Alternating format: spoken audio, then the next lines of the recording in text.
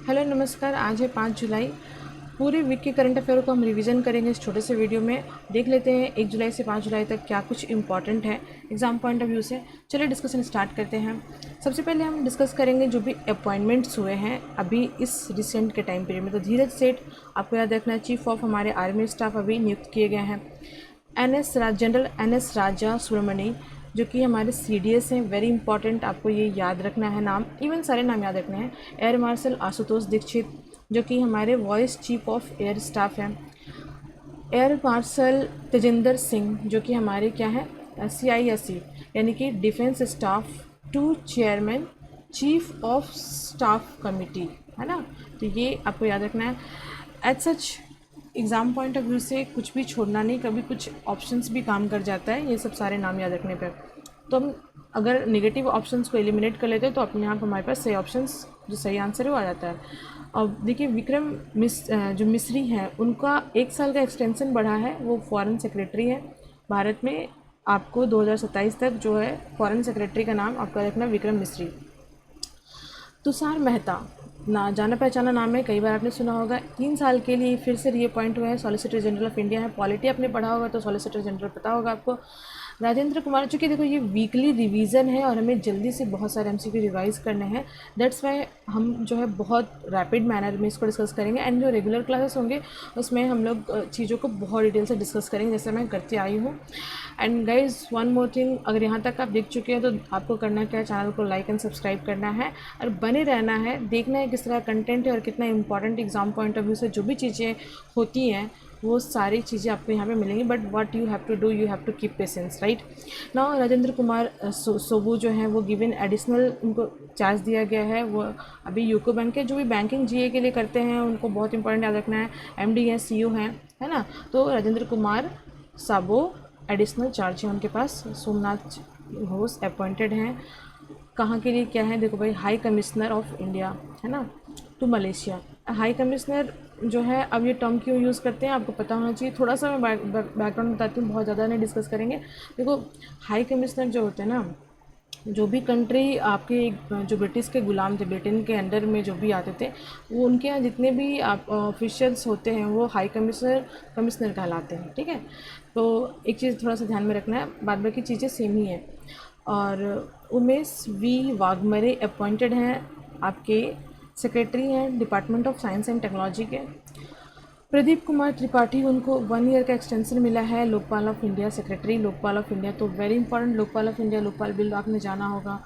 अब important date discuss कर लेते हैं, जल्दी से रिवीजन करते हैं। देखो राष्ट्रीय चिकित्सा दिवस 1 जुलाई को मनाया गया था। बैंकिंग वाले याद रखेंगे SBI का बर्थडे भी 1 जुलाई को था, ठीक है। 1 जुलाई को ही अकाउंटेंट डे मनाया जाता है ना, चार्टर्ड अकाउंटेंट के लिए CA। 1 से 10 जुलाई तक वन महोत्सव चल रहा है हमारे यहाँ। फिर अभी देखो जो है यहाँ पे 2 जुलाई की बात हम करें तो वर्ल्ड UFO डे चल रहा है। वैसे आम दिवस भी मनाया जा रहा है सिर्फ यूपी में, तो यूपी के लिए भी थोड़ा सा ध्यान में रखना है कि जो है ना वो आपका 3 से 5 तारीख का पूरा जो है आम महोत्सव वहाँ सेलिब्रेट कर। ऐसे बहुत इंपॉर्टेंट नहीं है बट ऐसे कीप इन माइंड, इसलिए मैं मेंशन नहीं किया क्योंकि हमें नेशनल देखना है ना, तो नेशनल ही बात करेंगे हम लोग।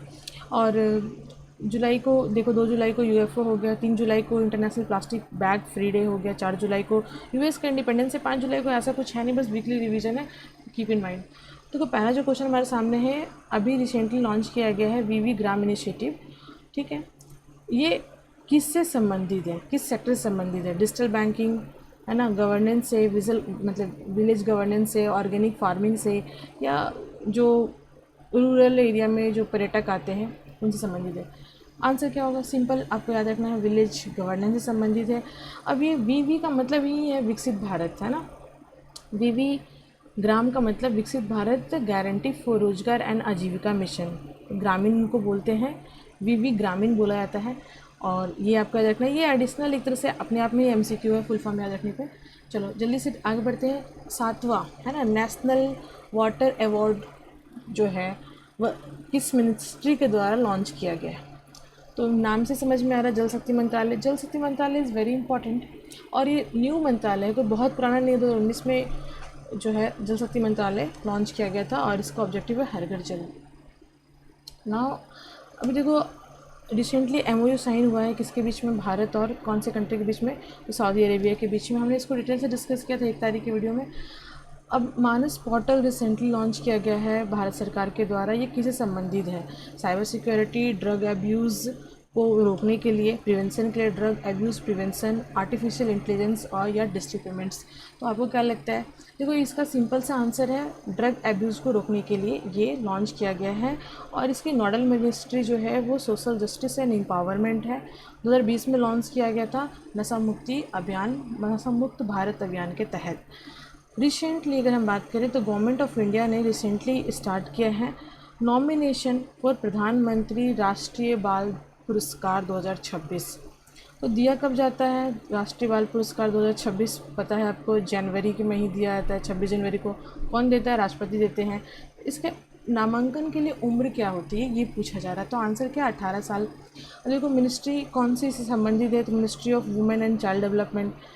ठीक है, ये हमने डिस्कस कर लिया। और इसके लिए कहाँ पे आपको अपना रजिस्टर करना पड़ता है, तो राष्ट्रीय पुरस्कार पोर्टल पे लॉन्च इसको आपको रजिस्टर करना पड़ता है। फिर आपको कॉल आता है, अवार्ड दिया जाता है, आपके काम को ध्यान में रखते हुए राष्ट्रपति अवार्ड देते हैं।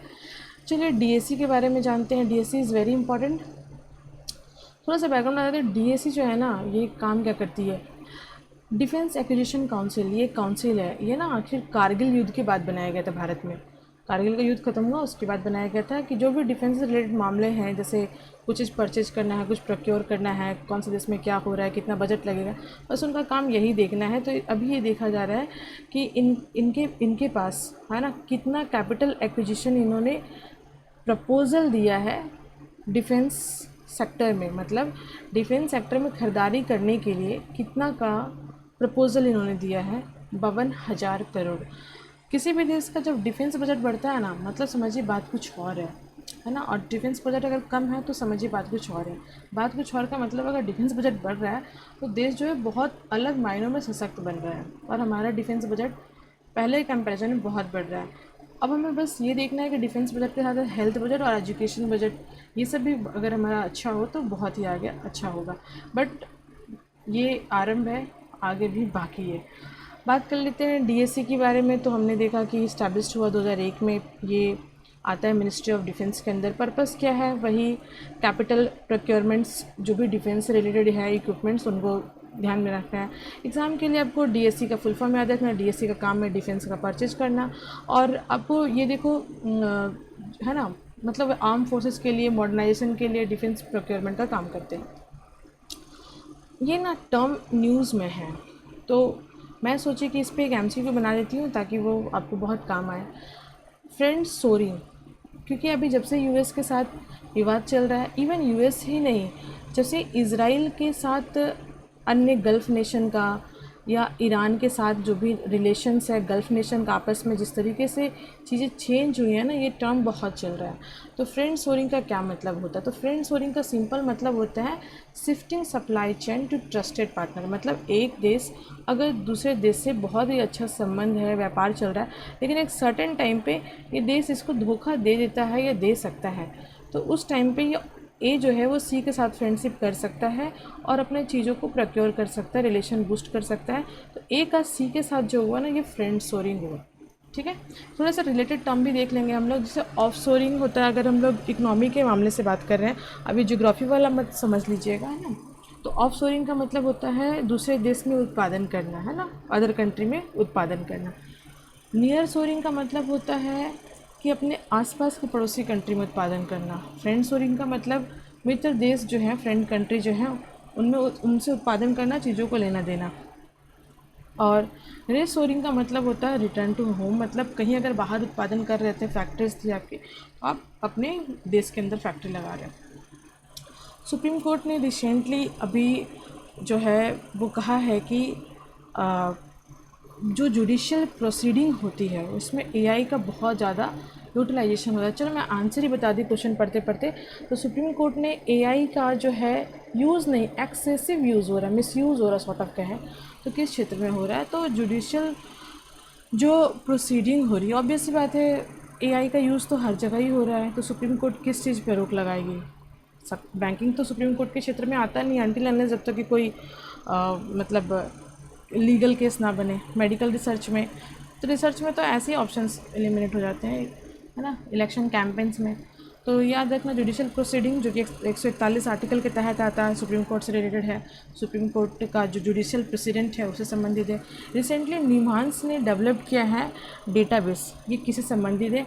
तो देखो निम्हांस जो है आपको पता होगा, जितने भी हमारे भारत के अंदर न्यूरो साइंस से संबंधित जो भी चीज़ें हैं उसका रिसर्च सेंटर निम्हांस है। और अभी यहाँ पे जो डेटाबेस डेवलप किया गया है वो स्ट्रोक रिलेटेड स्लीप डिसऑर्डर से, भारत में ये चीज़ें बहुत हो रही हैं क्योंकि रात में सोने से पहले मोबाइल जो चलाते हैं सब लोग, मतलब मैं मजाक कर रही हूँ, ऐसा नहीं, करंट अफेयर देखने के लिए तो चलाना ही होगा। नेक्स्ट, तो यहाँ देखो निम्हांस की बात करें तो हेडक्वार्टर कहाँ है? बेंगलुरु। ये एक ऑटोनोमस इंस्टीट्यूट है, मतलब अपने रिसर्च वगैरह के लिए ये किसी से पे डिपेंडेंट नहीं है, मिनिस्ट्री के अंदर आती है, फंडिंग वहीं से मिलती है, सारी चीज़ें एकोमुलेट होती है।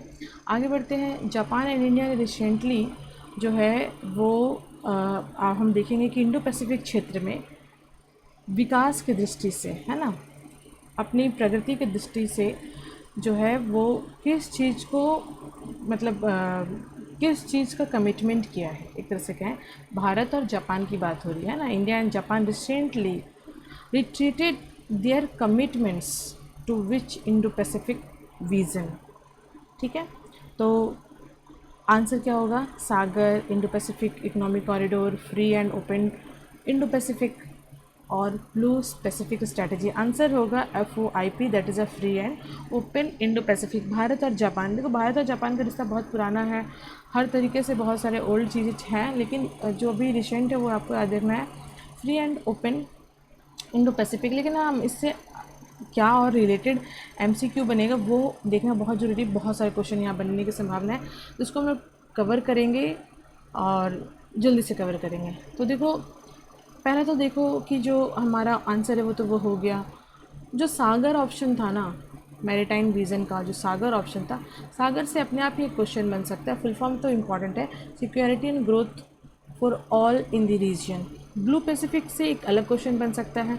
ब्लू पैसिफिक जो है वो जो पैसिफिक आइलैंड, जो पैसिफिक ओशियन है उसमें जो नियर बाय आइलैंड कंट्रीज़ हैं उससे संबंधित ब्लू पैसिफिक है। ठीक है, तो ये थोड़ा सा ध्यान में रखना है, प्रशांत महासागर का संबंध है उससे। और क्वाड की बात करें, क्वाड मेंबर्स कौन से देश हैं, ये अलग से क्वेश्चन बन सकता है। तो देखो जितने भी है ना, इंडिया, USA, जापान, ऑस्ट्रेलिया, सभी क्वाड के मेंबर, और क्वाड ठंडे बसते हैं जस्ट बिकॉज ऑफ इंडिया और USA का टेंशंस। ठीक है, नाउ क्वाड की फॉर्मेशन 2007 में हुई थी, जो जापान के लेट प्राइम मिनिस्टर यानी शिंजो एबे थे, उनका ये ऑब्जेक्टिव था, ये चाइना को काउंटर करने के लिए क्वाड बनाया गया था। ठीक है ना, मेनली इनका काम क्या था? डिजास्टर रिलीफ देना, मैरीटाइम सिक्योरिटी देना, क्रिटिकल इमर्जिंग टेक्नोलॉजी, जो भी चीज़ें नई नई टेक्नोलॉजी उत्पन्न हो रही है उनको आपस में शेयर करना, security, cyber security, supply chain resilience, है ना। और जैसे अभी कैसे ईरान के चलते सप्लाई चेन्स डिस्टर्ब हो चुका है, तो उस चीज़ को सिक्योर करना, इस क्षेत्र में क्लाइमेट कॉपरेशन करना। ये 2007 में बना था, बट बहुत एक्टिव नहीं था बॉडी, बट कोविड के टाइम में थोड़ा सा एक्टिवेट हुआ, बट अभी फिर भी हम लोग देख रहे हैं कि ठंडे बस्ते में है। इंपॉर्टेंट क्वेश्चन इससे और भी क्या बनते हैं, जैसे पूछा जाता है कि मालाबार एक्सरसाइज किससे संबंधित है। वेरी इंपॉर्टेंट, ये याद रखना है आपको, क्योंकि ये क्वाड ही न्यूज़ में रहता है। तो मालाबार एक्सरसाइज, इसमें चारों देश आते हैं ना, इंडिया, USA, जापान, ऑस्ट्रेलिया, और ये एक नेवल एक्सरसाइज है, तो ये आपको याद रखना है। मालाबार एक्सरसाइज क्वाड मेंबर्स के बीच में होता है, नेवल एक्सरसाइज है। थोड़ा सा देख लेते हैं क्या क्या क्वाड मेंबर्स के बीच में एक्सरसाइज होता है। जैसे युद्ध अभ्यास इंडिया और US के बीच में होता है, ये आर्म फोर्सेस का है, थल सेना का है ना। फिर है वज्र प्रहार, ये भी भारत और अमेरिका के बीच में है, लेकिन ये स्पेशल फोर्सेस का एक्सरसाइज है। फिर है टाइगर ट्रम्प, ये भी अमेरिका और भारत के बीच में है। इसमें तीनों सर्विसेज, आर्मी, नेवी, एयरफोर्स सभी आते हैं, याद रखना है। VVI है, सब VVI है, जो भी है, कुछ भी छोड़ने वाली बात नहीं है।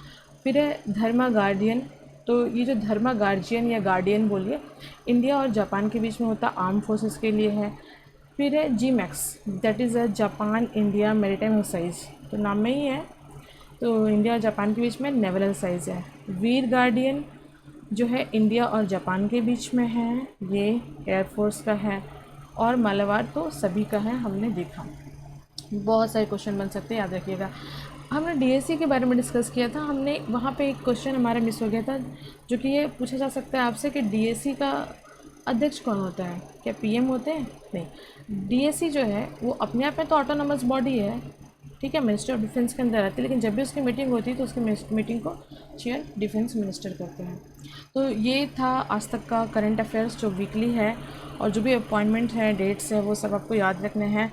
और फिर मिलते हैं नेक्स्ट जो हमारा फ्रेश 6 तारीख का करंट अफेयर होगा उसमें। And guys what you have to do like share and comments, and please share the channel, do subscribes, and please continue to watch the video and share among your friends. Thank you, thanks for watching.